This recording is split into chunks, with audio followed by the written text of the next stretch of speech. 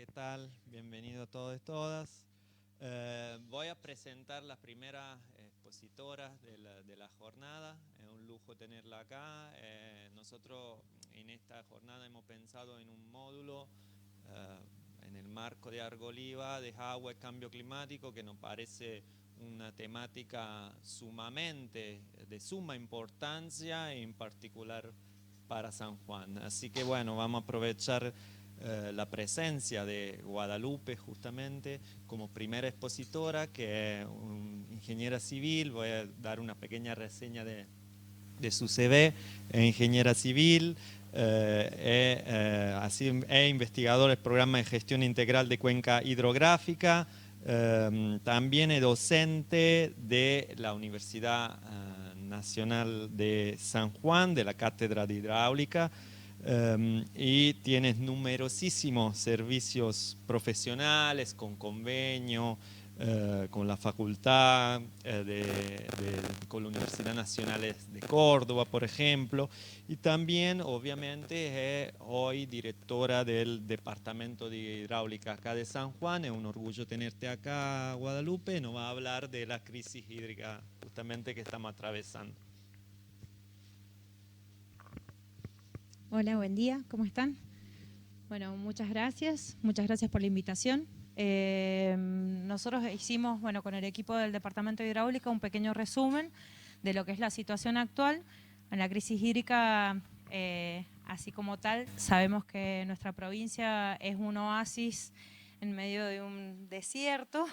Tenemos áreas cultivadas gracias a la buena utilización del agua, y que ya desde hace muchos años se venía pronosticando una crisis hídrica extensa, que bueno, no esperábamos que hubiese sido tan intensa como fueron estos últimos años, pero bueno, acá lo que tratamos de hacer fue como un pequeño resumen en lo que son los datos históricos que tiene el Departamento de Hidráulica y un poco la situación actual de la provincia.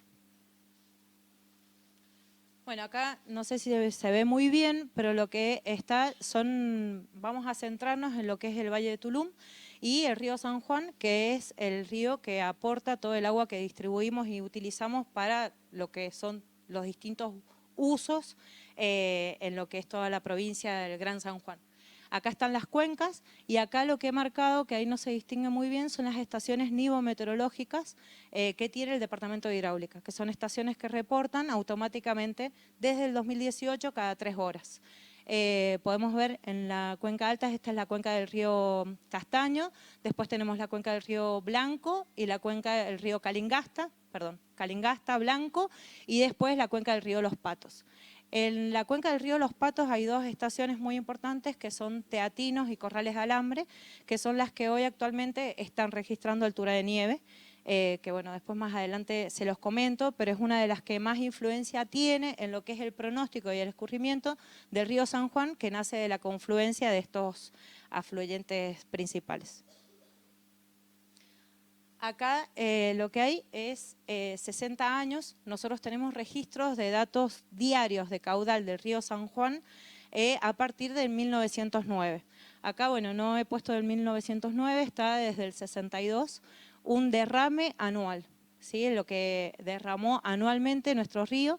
Se ve una clara tendencia decreciente en estos últimos 60 años, y si nosotros hiciéramos un análisis previo desde el 1909, es más marcada la tendencia, la tendencia que decrece en los caudales, porque bueno, en los primeros años, 1909, hasta el 1915, hubieron crecidas muy importantes que a nivel histórico, si nosotros lo tomamos como medias, nos cambian ese medio o ese promedio que nosotros pensamos que es el escurrimiento normal del río San Juan, que estamos acostumbrados a tomarlo normalmente como 1.800 hectómetros cúbicos de derrame anual, que si nosotros tomáramos estos 60 años, ya esa media disminuye a 1.200 hectómetros cúbicos de derrame anual.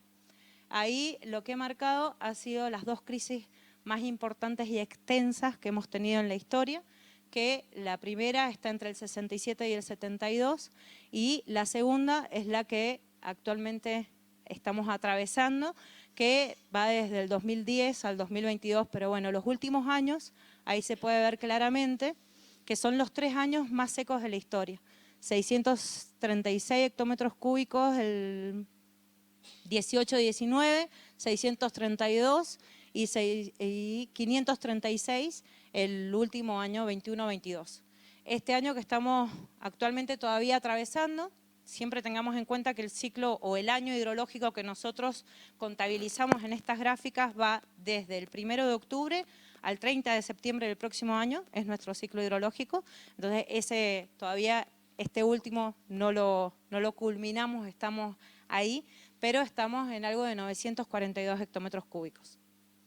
Como verán, igual está muy por debajo de lo que estimamos sería una media normal de lo que es el escurrimiento del río San Juan.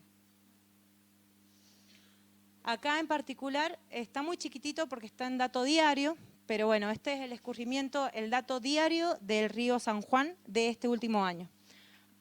Esta parte que está en rojo es la proyección hasta que termine, hasta el 30 de septiembre, y lo que podemos ver acá es que tuvimos un pico de crecida en noviembre. Nosotros esperábamos que esa crecida estuviese más ubicada en los meses de diciembre. Se dio el pico más alto en el escurrimiento de este año del río San Juan. En noviembre tuvimos una marcada por precipitaciones también, que hubo un pico ahí muy instantáneo, y después lo que sí podemos notar es que el río se mantiene con un caudal de base bastante más elevado que los años anteriores. Hoy, si nosotros nos fijamos en la página de hidráulica, diariamente se publican los datos del caudal del río San Juan, estamos en algo de 24 metros cúbicos por segundo, que se ha mantenido, variando entre los 20, 21, 26, pero se ha mantenido un caudal de base más elevado y no ha tenido un pico de crecida tan marcado como el que estamos acostumbrados en su comportamiento. Acá lo que estamos comparando son el pronóstico con lo observado para el caudal del río San Juan. Como podemos ver, como les mencionaba recién, en el mes de noviembre escurrieron 104 hectómetros cúbicos y nosotros esperábamos que fuese 81 y que el pico estuviese entre diciembre y enero, en lo cual se portó mucho más bajo. Entonces llegamos al mes de febrero o marzo, donde prácticamente todo lo que había traído el río lo habíamos erogado para distribución. Por eso también, debido a esa situación, fue que a través de hacer una reunión con los productores, con los presidentes de junta de cada uno de los departamentos, se consensuó esta corta extensa que hemos tenido durante este verano, porque todo lo que el río erogó lo distribuimos para riego y nos encontramos en el mes de abril-mayo en una situación crítica de los embalses como en la que habíamos iniciado el ciclo. Entonces consensuamos esta corta extensa a fin de poder tener la seguridad de iniciar este nuevo ciclo de riego el 14 de agosto como se ha iniciado. Bueno, acá está un poco una planilla, que a nosotros nos gustan los números, pero bueno, este es el escurrimiento real observado hasta este momento acumulado. El pronóstico, hay estos metros cúbicos por segundo de escurrimiento, una media diaria en el mes de agosto. Estos son los hectómetros cúbicos que escurrieron en volumen en el mes de agosto. Está siempre comparado con lo que fuimos pronosticando y lo que escurrió realmente, lo que observamos en la estación del kilómetro 101. Y acá está el acumulado de cómo nosotros llegamos a ese pronóstico de 927 hectómetros cúbicos y actualmente están escurriendo 942. Ha escurrido al mes de agosto. Es muy importante esto porque nosotros en el momento de elaborar el pronóstico, probablemente el año pasado lo explicamos. Bueno, acá está el ingeniero Bruno Britos, que es el jefe de la primera y la segunda zona de irrigaciones, con quien armamos y elaboramos el pronóstico, quien está en toda el área técnica de hidráulica. Nosotros podemos pronosticar muy certeramente un volumen anual. Lo que no tenemos son los datos suficientes para poder analizar mes a mes cómo se va a comportar. Y eso es lo que nos lleva a una elevada incertidumbre en el momento de planificar la distribución, las cortas o cómo se va a distribuir. Entonces, en eso, bueno, actualmente lo que estamos haciendo es poder verificar los datos que tenemos, pero son recientes, de las estaciones nivometeorológicas que nos entregan datos a nivel horario, para poder hacer un pronóstico más ajustado. Acá, bueno, ahí tenemos una comparación de distintos años. Con esto, el rojo es lo que tenemos que fue el real escurrido, y ahí tenemos el pronóstico punteado, ¿no? El medio del pronóstico, el máximo y el mínimo. Vemos que lo que les comentaba recién, acá en un hidrograma, la crecida fue bastante pronto, digamos, en tiempo a lo que esperábamos, y después no tuvo un pico muy alto y después se mantuvo como un caudal base más alto de lo habitual, ¿no? Estos son años anteriores, ahí no veo muy bien qué años son, pero son los últimos años, mucho más bajo en la sequía, todos los últimos años de la sequía. Sí. Sí.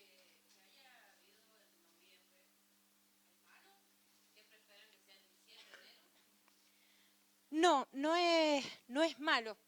Lo que pasa es que no fue muy elevado el pico de la crecida. Nosotros esperábamos que la crecida fuera más importante, entonces nosotros podíamos embalsar y ahí planificar una distribución.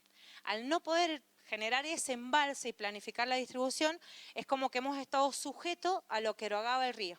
Entonces, esa pequeña crecida que tuvimos en noviembre, la fuimos redistribuyendo en los demás meses de riego para compensar los otros que fueron más bajos. Ese no es que sea malo, sino que, bueno, por ahí uno hubiese esperado que después de haber atravesado 3 años de una sequía extrema, lo primero hubiese sido que se recarguen bien los acuíferos, se recargue todas las zonas que estaban muy resentidas, y después venga la crecida y el escurrimiento más grande. Era lo que nosotros habíamos pensado, que también sabíamos que tenía un nivel de incertidumbre enorme porque no teníamos ningún año similar a lo que estábamos evaluando para este año.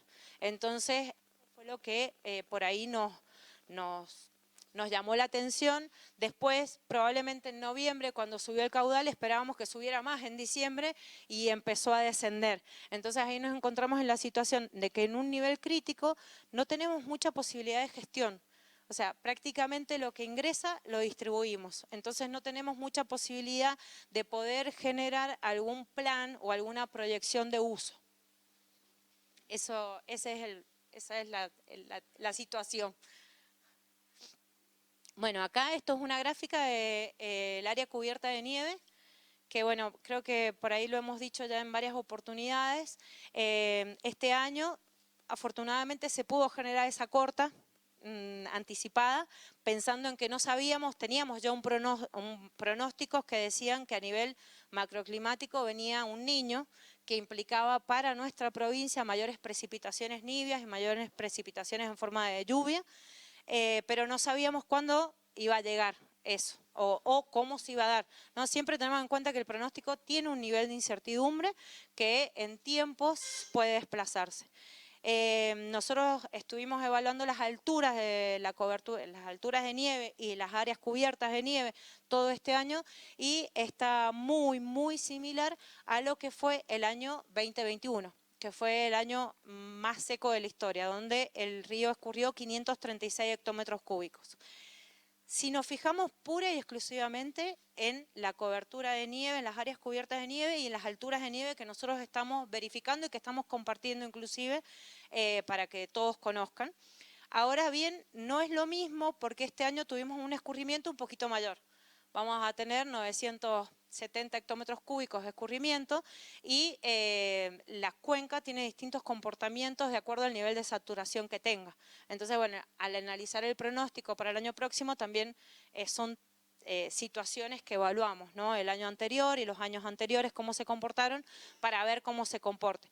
No es lineal el proceso de altura de nieve escurrimiento, ni de área cubierta de nieve escurrimiento, sino que hay un montón de factores que también están involucrados y afectan a lo que vaya a ser el pronóstico. Bueno, acá un poco lo que fueron, lo que teníamos en los embalses, los que tenemos en los embalses y lo que se distribuyó y lo que se aportó también a través del agua subterránea. El Departamento de Hidráulica cuenta con 60 perforaciones entre las de Sonda, del estero de Sonda, del Parque Sarmiento, y tenemos distribuidas distintas perforaciones para refuerzo de dotación en los distintos canales principales, en distintas áreas para poder reforzar la dotación para riego. Acá en este caso, bueno, estas por ahí ya la conocen, lo que teníamos en el río San Juan, lo que aportó, lo que se erogó de los embalses, ¿no? Después hay otra planilla donde les muestro lo que eran las cotas de los embalses y en qué niveles los teníamos. El último año, 536 hectómetros cúbicos fue lo que aportó el río San Juan y de los embalses se pudo erogar 80 hectómetros cúbicos. Lo que en realidad intentamos demostrar acá es la variabilidad en lo que es la distribución. Entonces hay años que se cuenta con una cantidad de recursos para, entendiendo que los productores necesitan tener esa certeza para proyectarse también en sus inversiones y en su producción. La verdad que nosotros pensamos que deberíamos encontrar un medio necesario para distribución para riego, independientemente de lo que traiga el río. O sea, poder independizarnos de esa situación y no que un año tenga una cantidad de agua excesiva, que yo pienso que por ahí al próximo año puedo hacer una inversión igual o mayor, y sin embargo estamos sujetos a año lo que diga el pronóstico o lo que suceda climáticamente. Entonces, con esa intención de hacer un balance y una proyección más a largo plazo, que como a hidráulica le va a permitir gestionar el recurso, también al productor le va a poder permitir tener una certeza en cuál es el agua y qué es la producción que va a poder realizar con esa cantidad de agua. Bueno, acá es un poco también lo del año pasado, la situación en la que estábamos, ¿no? El año pasado arrancamos el ciclo con 321 hectómetros cúbicos de reserva entre los 3 embalses. El año pasado al arrancar el ciclo. Este año cuando propusimos la corta a extensa, estábamos un poquito más bajo de ese nivel. Por eso les decía, todo lo que trajo el río se distribuyó. Por eso se planificó esta corta extensa, asegurando el inicio del ciclo de riego de este año. Y acá hay muchos números, pero bueno, se los voy a resumir cortito. En realidad es una comparación de los diferentes años, entre el 2016 y la actualidad, a la misma fecha. Son la realidad, digamos, de lo que afora el río San Juan, lo que se distribuye entre el Valle de Tulum, Uyum y Sonda, y el derrame del río San Juan hectómetros cúbicos. Ahí se puede observar, ¿no?, que este año al 31 de agosto tenemos 942 hectómetros cúbicos que ha derramado el río San Juan.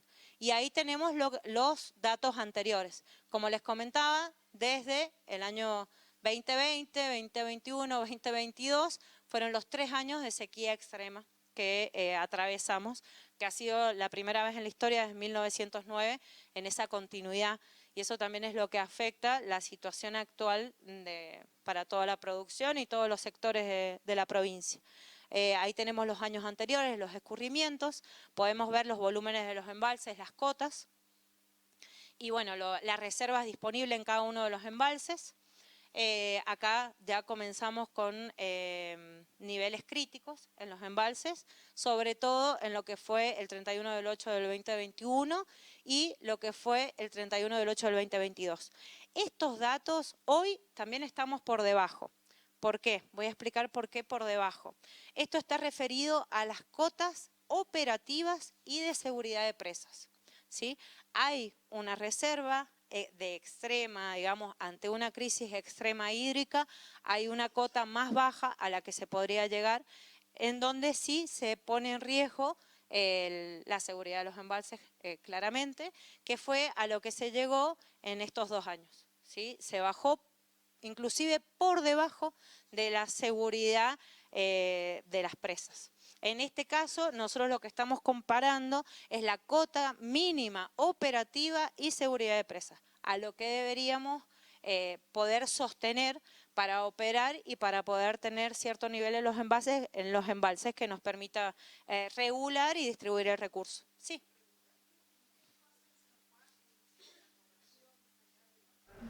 Agrícola, si sigue esto, si sigue la sequía, ¿qué posibilidades hay? Porque toda el agua que dice usted que sale ahí es para el consumo humano y no es para la vida de explotación. ¿Qué puede pasar si seguimos con esta sequía en San Juan?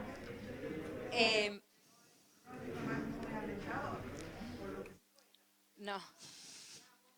Estamos esperanzados en el clima, pero uno puede venir el niño, la niña, o no puede venir.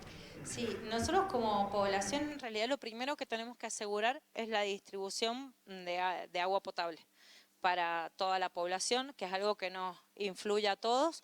Eso es algo de 100 hectómetros cúbicos, 110 hectómetros cúbicos de la distribución. Nosotros tenemos que asegurar 110 hectómetros cúbicos para consumo de agua potable de la población. Después, en un año, sí. Eso es lo que hay que asegurar. Estos años ni siquiera contábamos con una mínima para asegurar la distribución de agua potable. En mayo de este año, cuando se consensuó la corte extensa, tampoco podíamos asegurar el consumo humano. Entonces, por eso también, gracias a eso, fue, bueno, consensuamos la corta para poder asegurar lo mínimo indispensable para la población. En realidad, nosotros creemos que independientemente que hoy el pronóstico no sea muy bueno, siempre contamos con las perforaciones, siempre hemos tratado y también con el esfuerzo de los productores que en situaciones muy críticas como ha sido la del 2021-22 han podido regar cuando les hemos distribuido 600 hectómetros cúbicos, no ha habido más que eso y claramente seguramente han sufrido muchas disminuciones y se han sentido muy afectados, pero bueno, en ese momento era lo que hay y no podemos distribuir. Nuestra idea o nuestro plan y nuestro objetivo es poder extender esto, que si este año a raíz de las precipitaciones o el año próximo no hace falta que nosotros sequemos los embalses porque tenemos más agua, sino hay que pensar más a largo plazo. Por eso decía, pensar en que, a ver, ¿cómo riega nuestra población? Estamos haciendo un relevamiento también de áreas reales. Nosotros tenemos un registro y la distribución la hacemos por hectáreas empadronadas. La realidad es que de esas hectáreas empadronadas hay muchos que en el crecimiento de la población han dejado de ser de uso agrícola. Entonces estamos haciendo también un relevamiento para tener una realidad de cuánto es lo que podemos distribuir, cómo distribuirles o también planificar cómo hacer para llegar a distintas zonas que han quedado en medio de zonas urbanas, lo cual produce un gran problema, digamos, en el momento de la llegada del agua para riego. La intención es poder planificar más a largo plazo, que podamos asegurar, nosotros con los 3 embalses que tenemos, si nosotros tuviésemos un año como los que tuvimos anteriormente y pudiésemos tener esta idea de que probablemente con 750 o 800 hectómetros cúbicos la provincia de San Juan podría regar bien, nosotros podríamos mantener embalsado el resto para poder ir previendo los años posteriores.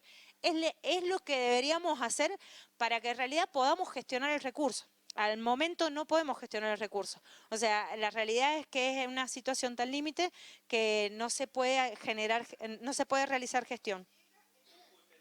Sí. Una cosita, la pregunta la hacemos al final y con micrófono, porque si no, no escucha. Hay un espacio de preguntas, disculpen que los corte, pero después puede seguir comentando. Damos espacio a la expositora y después van a haber 10 minutos de preguntas para todo lo que quieran. Gracias, perdón. Bueno, esa es la idea. Bueno, acá tienen todos los registros, inclusive lo que se envía a OCE y lo que se aporta a través del agua subterránea. Bueno, acá lo que quise hacerles hincapié en lo que son las cotas respecto a las cuales hacemos la comparación. Estos son los niveles máximos operativos y de seguridad a los que pueden tener los distintos embalses que nosotros tenemos en el Valle de Tulum, como es Los Caracoles, Punta Negra y Quebrada de Uyum. y sus volúmenes. Nosotros podríamos tener acumulado en ese nivel 1.335 hectómetros cúbicos entre los 3 embalses. Estos son los niveles mínimos de operatividad y seguridad en los que aseguramos, ¿no?, esa operación y la seguridad del embalse, con lo cual tendríamos como volumen de reserva entre los 3 embalses 586 hectómetros cúbicos. Y estos son los niveles actuales.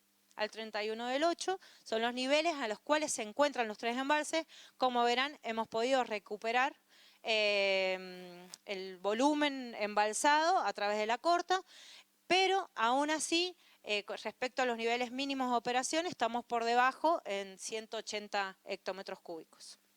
Y bueno, actualmente hemos comenzado con la distribución. Nosotros erogamos diariamente del dique de Uyum para asegurar la distribución 36,5 hectómetros cúbicos en total, lo cual a un ingreso del río San Juan actual de 24 metros cúbicos por segundo, 36,5 metros cúbicos por segundo, a 24, claramente empezamos a bajar lo que son los niveles de embalse. Bueno, acá está un poco lo que son los oasis que hemos podido generar gracias a la distribución y al cuidado del recurso. Claramente tenemos 2 ríos importantes que se sostienen permanentes, a través de los cuales podemos generar los distintos oasis para la producción y para todo lo que son los usos poblacionales. Acá también lo que les quería contar, en Valle Fértil en particular, es el único departamento y la única cuenca que su abastecimiento hídrico es a través de precipitaciones por lluvia, ¿no? Todas las demás cuencas de la provincia, el río Blanco y el río San Juan, la principal fuente es de origen nibia, y Valle Fértil es por lluvias. Estos últimos años estuvo atravesando una sequía muy extrema, que esperamos que ahora con la llegada del Niño cambie, pero bueno, uno de los departamentos que más afectados se vio este año, que en todos los demás tuvimos por ahí un poquito más de agua, ha sido el departamento de Valle Fértil. Acá es un poquito lo que es la red de riego en toda la provincia, el Valle de Tulum, que bueno, tenemos desde Punta Negra, nosotros regamos lo que es Uyum y Sonda, y después desde Uyum tenemos la erogación sale de Uyum. Lo explico porque por ahí hemos visto que hay como se malentiende, digamos, cómo funciona. Nosotros tenemos los 3 embalses. El kilómetro 101 está 10 kilómetros aguas arriba de lo que va a ser el futuro embalse que está en Volar. De ahí está ese que está en construcción. Después tenemos Caracoles, Punta Negra. De Punta Negra nosotros tenemos una cota mínima que hay que sostenerla de operativa, que obviamente sí, también sirve para generar, pero además porque si nosotros bajamos esa cota mínima, no podemos distribuir agua a Uyum y Sonda. O sea, esa cota mínima coincide con la cota mínima que Hidráulica requiere para asegurar el riego de Uyum y Sonda. Y después tenemos el dique de Uyum, de donde nosotros ahí erogamos los 36,5 metros cúbicos por segundo diarios para permitir el riego con un coeficiente de 0,3 para toda la provincia. Este desembalse pasa por el Ignacio de la Rosa, que es donde este año se realizó la limpieza y el desembanque, y de ahí sale al Canal Matriz, y el Canal Matriz al Partidor San Emiliano. El Partidor San Emiliano es el que cuenta con las 3 compuertas de los 3 canales principales, que son el Canal Céspedes, el Ciudad y el Norte. Esos 3 canales principales son los que generan la distribución a todos los compartos y al resto de la provincia. Los departamentos más alejados y por ahí los que más problemas tenemos en la distribución son los departamentos que son los coleros, digamos, como es Sarmiento, 25 de Mayo, Caucete, que son los últimos, los finales en la distribución. Hoy, bueno, justo veníamos hablando, gracias a la limpieza del Ignacio de la Rosa y lo que ha sido la monda este año la monda se realizó toda por licitación en el Departamento de Hidráulica, por procesos de licitación, permitió que se presentaran muchas empresas nuevas para realizar este trabajo y también se contrató una empresa que generó la inspección y el control de esa monda. Bueno, hoy en los coleros, como son los departamentos más alejados, están regando con coeficientes superiores a 0,30. Que nosotros justamente estábamos haciendo esa verificación y claramente lo acreditamos a la limpieza y al desembanque y a la buena monda, que es esencial en la distribución, en lo que es la realidad de nuestra red de riego. Nosotros estamos erogando exactamente lo mismo que el año pasado, en el dique Uyum y en el canal Matriz, y hoy, sin embargo, el año pasado no llegaba el agua al final de los canales y no llegaba nada de agua, y hoy están regando, el que más bajo riega, el extremo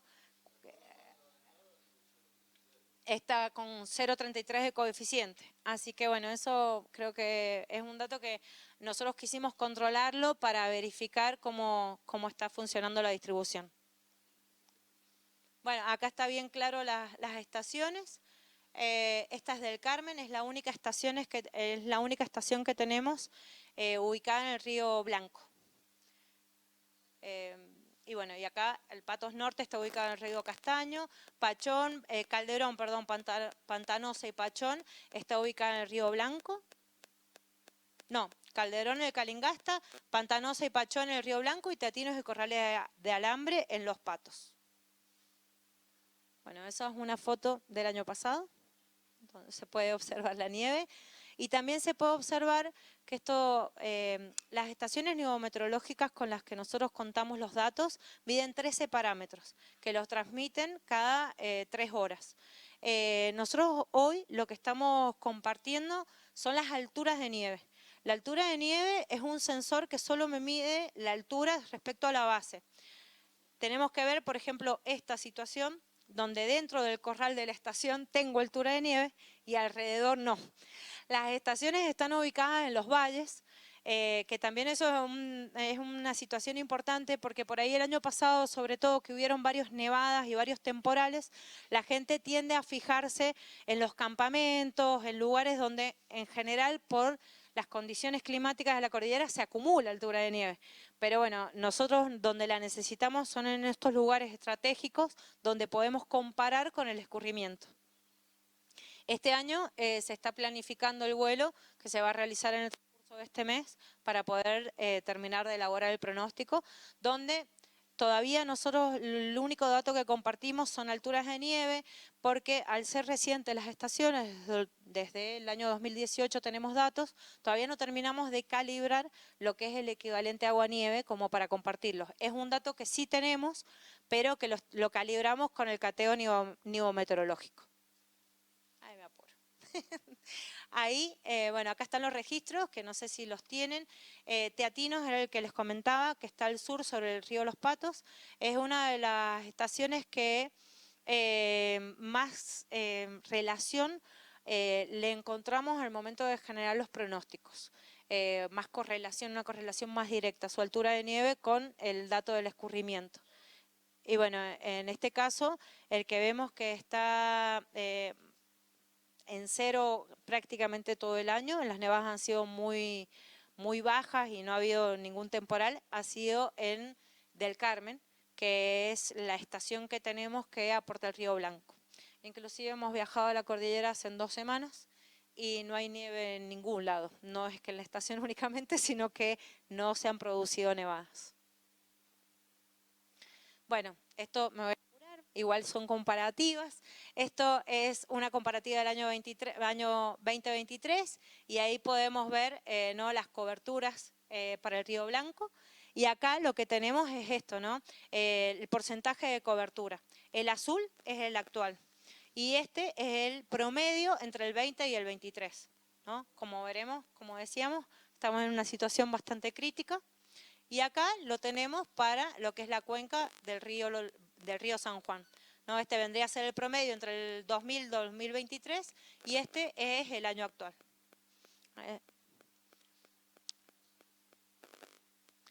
Bueno, acá hay un esquema, esto creo que lo dije recién. Nosotros tenemos solo precipitaciones nivias en general. Esto creo que todos lo conocen. Tenemos uso de agua para minería, para distintas industrias, lo cual implica un porcentaje en lo que es el recurso de un 1%, 1,5% del 100% de lo que escurre en el río San Juan. Tenemos, bueno, riego agrícola, aguas arriba de lo que es los embalses, que es donde nosotros aforamos y medimos, como son los valles de Barrial, Calingasta, todo lo que es la parte del departamento de Calingasta. Y bueno, después tenemos los embalses, agua potable, lo que son riego agrícola, bueno, y todos los usos como son uso poblacional. Y algo que es muy importante es el acuífero subterráneo. Creo que también estas épocas de crecido, creo que todos los productores fundamentalmente lo que vieron o sufrieron fue las bajas de los niveles de agua subterránea, que fueron muy notorias por la sobreexplotación y porque también hay que entenderse como que está todo relacionado. Acá hay un ejemplo de lo que son, o sea, un mapa de lo que son los distintos acuíferos que tenemos en nuestra provincia de agua subterránea. Como verán, el más importante es el valle de Uyum Sonda y el valle de Tulum. Y bueno, después tenemos reservas en toda la provincia. Este año se hizo un estudio con el INTA donde ahí se han encargado de alguna manera los estudios de cada uno de los acuíferos de toda la provincia. No tan solo para el valle de Uyum Sonda y Tulum, sino para todos los acuíferos de la provincia se está haciendo un análisis de esos niveles. Y bueno, acá un poquito lo que es el acuífero, la recarga, donde sabemos que tenemos la zona de recarga. Este año en particular, cuando se hizo la limpieza del descargador de fondo, como se hizo en el año 2018, 2016. El año 2016 fue la limpieza del descargador de fondo de Uyum. Ese año, cuando se hizo esa limpieza con la misma forma que el año que hacen un par de meses, el agua llegó hasta el puente de Albardón. Este año llegó, ahí los pasos rapidito, después se las dejo. Este año no llegó casi hasta la calle Salta. Eso también nos da un fiel reflejo de la situación de los niveles de agua subterránea que nosotros tenemos. La zona de recarga, por características natural más importante de nuestra provincia, es entre el Ignacio de la Rosa y el Puente de Albardón. Este año hicimos la misma prueba, dragamos la misma cantidad de agua y el agua no llegó hasta la calle Salta.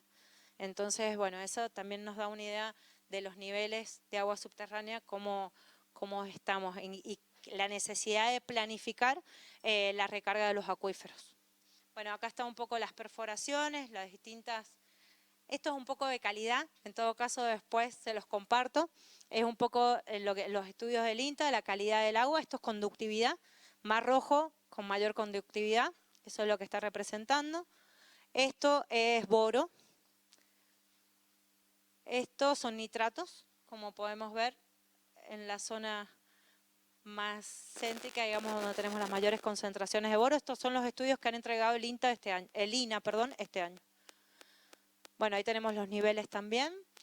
Lo único que voy a decir para cerrar, y en todo caso después hacen preguntas, es que en realidad lo que queremos hacer desde el Departamento de Hidráulica es poder tener la posibilidad de gestionar el recurso de la mejor manera, de la forma más eficiente, en conjunto con todos los usuarios, que son fundamentalmente los productores por ser los mayores usuarios en cuanto al porcentaje de uso del recurso, como las distintas áreas, y para eso necesitamos tener en cuenta lo que es un balance hídrico. Un balance hídrico y todas sus variables y la necesidad de poder hacer una proyección a largo plazo. Eso es lo que intentamos hacer, lo que estamos haciendo los estudios necesarios para conocer cómo realizarlo y bueno, y la intención de asegurar el recurso a largo plazo. Muchas gracias.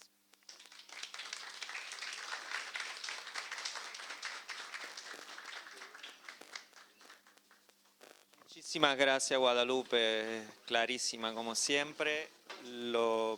Dejamos abierto un pequeño espacio de pregunta para quien quiere.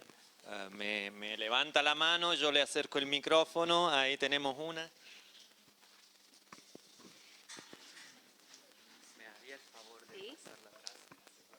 Gracias. No, por ahí una consulta y una reflexión, ¿no? Se decía recién que los mayores usuarios es el destino agrícola en cuanto al porcentaje del recurso que usan. Porque si después vamos a consumo humano, yo creo que más del 90% sería la población en cuanto a importancia. Y recién estaba viendo la tabla y me hacía la pregunta, ¿por qué en el agua que se destina a OCE de 100, 110 hectómetros hemos bajado a 78? Algo así como un 20% hemos mermado, estimo yo, leyendo esa tabla, lo que se destina a consumo humano. Bueno, un poco por ahí, cómo se deciden esas cosas de por qué se reduce para consumo humano en esos niveles. ¿Y cómo se decide eso también? En realidad, hidráulica es como el departamento que vincula a todos los usuarios. OCE, nosotros, nuestro requerimiento esencial es OCE. Nosotros no podemos disminuir a OCE. OCE probablemente disminuye los requerimientos por que mejora sus instalaciones, porque mejora sus plantas, porque produce abastecimiento por agua subterránea, por distintas situaciones. Nosotros este año, para hacer la limpieza del Ignacio de la Rosa, uno de los principales fundamentales que teníamos y que se tiene es que